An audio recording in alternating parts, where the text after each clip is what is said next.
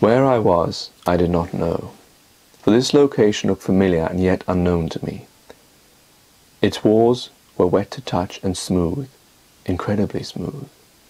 There was an echo, and every footstep, however quietly I trod, the sound reverberated around the walls.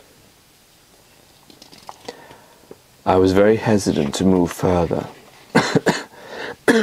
for in front of me was darkness, and behind the same. I felt as if I had stumbled into an opened burial chamber.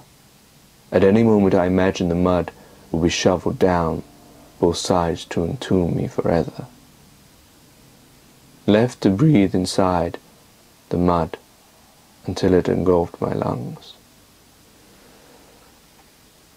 I continued to slowly walk further into the pit, into what I knew was the lair of the beast, the hooded man I had seen in my dreams and outside my house, who had spoken those deadly words to me, "Your soul is mine."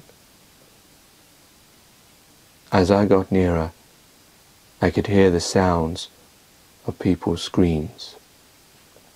I could hear all sorts of weird sounds which made the imagination jump to attention and imagine all sorts of ghastly things. I could hear the sounds of boiling water, bones being broken, the singing of a song by a little child, the sound of a dog whining and barking to a level which made one's ears ring. But it was not the audible sounds which made me fear, it was the feeling, the sense of danger. It felt, one imagined, like the feeling when one is experiencing a heart attack, quite well knowing that one is on the breach of death, and yet still hoping it is not that pain which robs us of our lives. And yet one has no choice, much like I felt, as I walked closer to what seemed my almost certain death, to the hand of this hooded man, for anyone with any sense would have turned back. It was then I saw what appeared to be a yellowish light. One imagined it to be fire. As I peered around the cave wall, I indeed did see a large fire which was being kept alight by the living corpses to which this black-hooded man was throwing onto it. I carried on watching him for several minutes, transfixed, as if I was watching someone performing their trade. It was with a certain amount of guile that he skinned alive a man and placed him writhing in pain into a boiling cauldron that lay on this huge pile of bones and fire. One could not imagine which was the worst death, to be thrown onto the fire or to be placed in the pan, and for every part of one's body, one's arms, one's legs, one's brains, one's eyes, to be boiled alive. I felt my stomach turning and held it in, too afraid that I might be next on this list of tortures. As I watched him, it came to me that he appeared almost real, for before, when I had seen him, I felt that he was ghostly, an apparition of sorts, for he had indeed appeared in my dream. And yet here, as I watched him, I felt him flesh and blood like me. This reassured me, for a man such as I would be counted as an equal, for what chance would a man have with a beast? But this strength of which I was feeling was soon dashed, as I thought he might have caught a slight glimpse of me out of the corner of his eye. I stayed quiet, not moving, not breathing, for fear of life can make a man do all sorts of impossible things, and he continued about his what seemed ordinary duties. It struck me as to why he was doing this. Why might a man torture people? And it was then I realized, as he removed with his bare hands from the boiling water a piece of cooked meat and began to devour it. I could not see how it entered him, for he was shrouded by his hood, but when his hands returned, it was gone. Was this what he meant by "your soul is mine"? The chamber he appeared to be in was lined with what appeared to be the bones of his countless victims. Even their faces, full with terrified expressions, were cemented with dry mud to the wall, insects crawling about them, devouring the last bits of meat that might remain on them as they rotted away. I should think this is the biggest grave any man like I should ever see, deep down here in the bowels of the earth. As I looked about his trophies, I felt a hand on my shoulder. At first I didn't move, for I thought maybe I had imagined it, as one does when in a situation of great terror. But it was then I heard a voice that would melt any heart, brave or otherwise. "Come inside, won't you?" he said in an almost gallant and polite voice, which indeed sent shivers down my spine, the utter coolness in which he spoke, and his tone and pitch, connected with the very things I had seen him do. I had no choice but to move. "So, Mr. Higgins, you have finally arrived." I didn't even bother to ask how he might have come to know my name, for I knew I was out of my depth.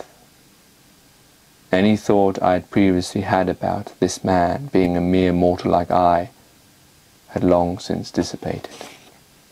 "Come, speak, won't you say a few words? I feel it such a pity that men have no chance to speak before their deaths. And here I am giving you that opportunity. It would seem foolish not to accept such an offer." What was a man to say in such situations? For truth, I knew not what. "Are you not inquisitive about who I am? What, perhaps, I am?" As he spoke, he removed his hood to reveal his face, which had changed since I had last seen him. He seemed more decayed, and for the first time I saw his mouth, lined with teeth that looked old and bony, but it was his face that started to look familiar. "I am you, and you are me," he said, and it was then I realized his shape, his form, was that of me. He was I mean to say, he couldn't be, but his likeness was in fact so similar to me that with some imagination one could purpose the likeness and accept it. It was now that his tone suddenly changed. He became almost bigger and bolder, and spoke from deep within with an almost demonic quality. "You thought you would come to kill me, that I was to take your soul today, when, in fact, I took your soul from you long ago. And now I have your source of life, which is so dear to me, and you, my friend, all that awaits you now is your death. Have you not wondered why you stopped eating? Why you felt so ill? Perhaps you have not seen your face lately." I did not understand truly what he meant, and until he produced a mirror for me to look upon myself, I took what he had said as not true. But it was then I saw myself, how I looked. My face was all dry and lined. I was a mere man of my 30s, and yet this figure that stared back at me looked like a man of his 80s, all wrinkled like a date which is old. My skin was peeling off and felt as if, like a piece of fruit, it was decaying and putrefying. He came over towards me like a force of great power. I felt a wind hit my face like a locomotion. I felt his cold but strong hands lift me up towards his face with the utmost ease. I felt my feet leave the earth. I sensed the awesome power to which was contained within the shell in front of me, that had stolen my soul and transformed into my likeness like a bottle changes to fit its contents. "Death awaits you," spoke his words. I tried to move and kick and fight, but I felt so incredibly tired and old.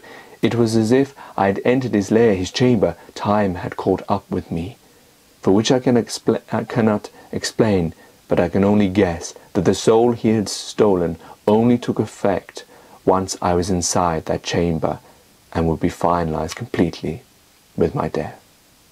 He lifted me higher, right above the cauldron of boiling hot water, which was covered with a thick yellow layer of human fat and remains, from his last victim, and started to lower me into it. My feet were first to touch the metallic-like water, and steam rose as I screamed with sheer agony and pain.